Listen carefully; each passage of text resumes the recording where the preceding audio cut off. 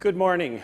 It's a pleasure to be here, and I just got to say before I start, what wonderful panels, what outstanding sharing of work being done, and the commitments have just been breathtaking. It is just so great to see that, just unity around this cause. And Joe, I've got to thank you again for always bringing the patient and family voice into the conversation. We can't get there without that voice, so it's great. Do less harm. I remember the first time I ever heard that from a family member who shared that with me after a bad event. I want to take you back 15 years to the University of Illinois, where I did a lot of my work before going to MedStar. We had a woman who was a COO of one of our sister hospitals come into the University of Illinois to have elective surgery. She came in because she wanted to have the surgery. She was getting married in 8 months and wanted to get something taken care of. That evening, she came in before her surgery, and we did our all panel of blood work. The morning of surgery, we didn't notice that she had a white blood cell count of 1,000. For those not in the clinical, that's very low. Our mental model is high white blood cell counts, low red blood cell counts, anemia, and we missed it. She went to the operating room. She had her surgery. Surgery went well that night. She had a repeat blood sample, which showed a white blood cell count of 600 now.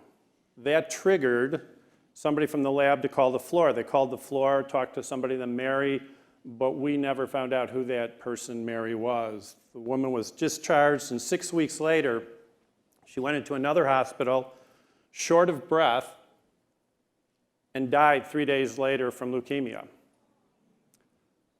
When that hospital heard what had happened and that she had been in our hospital 6 weeks before, they called us and they asked, what could did you know anything? This is really fast, and what did your test show? We went back and looked, and not only did we miss it once, but we missed it twice.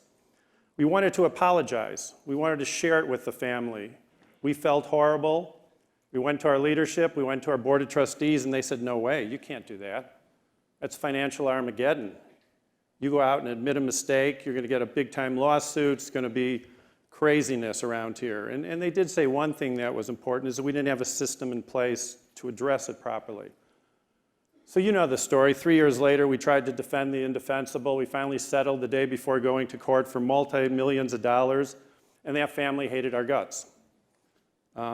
We were destroyed as a culture, and we said, we can't go on doing it this way. We've got to get better. Fortunately, we had a change in our board of directors, some of the people, and we started moving forward to do this. And if you look at a lot of the stories on the boards that are out here right now, I always make a habit of reading those stories.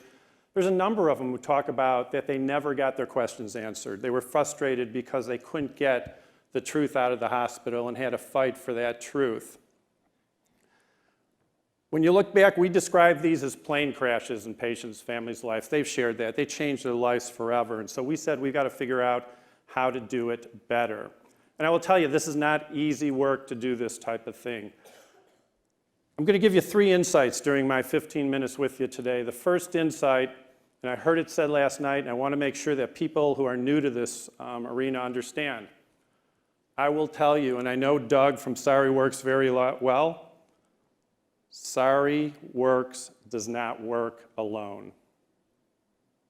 What you need to do this work effectively is a comprehensive program built on early and honest communication, apology, and optimal resolution that's centered in a culture of transparency and immediate reporting of these events that results in sustainable changes to a system while meeting both the acute and long-term needs of our patients, their families, and our care teams. When you do all that together, you can see some good results. But I'll tell you, even when you do it well, don't expect hugs. That's insight number 2. Don't expect hugs from patients and families because you apologize to them afterwards.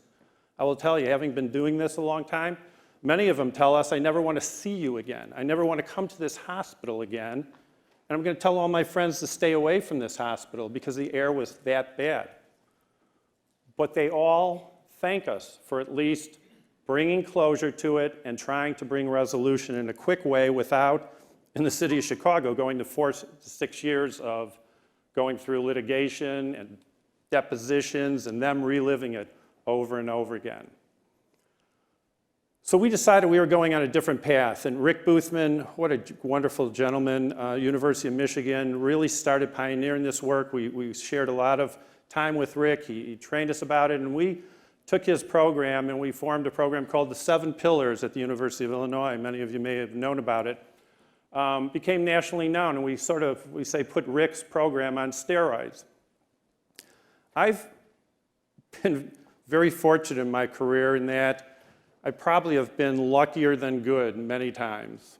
And one of the things that came up while we were doing this work is a young US Senator named Obama from our state was also very interested in this work. In fact, him and Senator Clinton at the time had put MEDIC Act forth as a bill, medical error, disclosure, and compensation, because they believed the link between the patient safety crisis and the medical liability crisis was transparency. And so he would follow, and his staffers would follow the work we were doing at the University of Illinois and get quarterly updates. And then he got elected president. So in that transition period, we were asked to come up with formulas and things we thought for the staffers that would help move this. And one of the things we advocated for was research. We said they should put $20 million into research to try to validate these models, expand them, move them out of the academic medical centers to the community hospitals that have different models.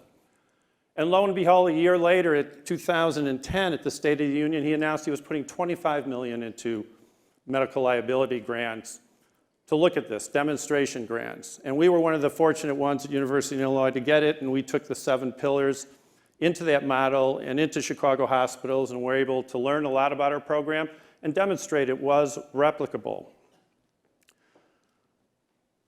4 years ago, I went to MedStar Health, and I took a few of our team with us out there to help me as we were trying to really change the culture around quality and safety of the 8th largest health system, not-for-profit health system in the country. MedStar has 10 hospitals, 280 non-acute facilities, but it also gave us the ability to take that 7 Pillars program into community hospitals that didn't have closed medical systems. And what I mean by that is the physicians weren't all employed by the hospital. Physicians were private practice physicians who had different medical mail carriers, and that creates kind of a tension between wanting to do it right and having an insurance company that still believes in deny and defend. And so you've got to really think that one through. Here's insights number 3, and it was the first question that I asked, even before getting on a plane to go out to MedStar Health. And when you want to talk about culture and you want to understand culture in an environment of a hospital, the one question I always start with is, who does the chief risk officer report to in this organization? I found historically, while it's not always true, but if chief risk officer reports up through chief legal counsel, you could almost count on that being a deny and defend 1990s risk management program. But if that chief risk officer reports up through clinical affairs, then you've got an open transparency of how are we learning from mistakes, how are we bringing what we've learned in claims and bad events into the clinical environment for improving. So MedStar was an organization that really believed in this philosophy, and it believed in it for about 10 years before I got there, but they still believed that they could do it better. They didn't have a standardized process through all their hospitals. Some were a little better than others, and I don't think the reporting was as transparent as it needed to be. So we went to MedStar, and we began what we called the GO team. And that's where the analogy of plane crashes at the beginning. These are plane crashes in patients' and families' lives. We formed the GO team just like the NTSB, that when an event happened anywhere in our system, I had the capabilities to send a team of people to that site to try to do the best discovery and learning we could. Many of our hospitals didn't have human factors experts. They might not have somebody who's really good in IT, but I could pull that off my team or another hospital and say, I need you immediately to go there because we've got to understand it. And we've been blessed, and one of the reasons I went to MedStar, and many of you know it, is we've got really the only center for human factors engineering in healthcare in the country. I've got 22 human factors experts in different specialties that we could have put to this work. And what ended up happening then is those demonstration grants have now become the program called CANDOR. AHRQ is an Action 2 task order that came out, and MedStar was one of the leaders of helping develop the toolkit around communication and optimal resolution. One of the key components is not only discovery and learning, it's how do we use the 7 pillars model to have those conversations of open and honest communication with patients and families immediately. Not a week later, not 2 weeks later, and patients and families taught us through the years because we used them to help us form that 7 pillars and CANDOR project. And they said, you can't wait for a day, 2 days, 3 days. So we engage in conversations, as was brought up last night, immediately. And many times those first conversations are, we have no idea what happened. But we promise you we will find out what happened and we'll keep you involved. And we also have an activation of a GO team around our care for the caregivers. Again, we need to make sure we support our care teams who are devastated many times when these events occur. And I'll tell you, Care for the Caregivers is a great program.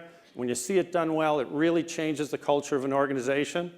But I will tell you, it's also just one component of an important topic that we haven't even touched on in these meetings is associate safety and well-being.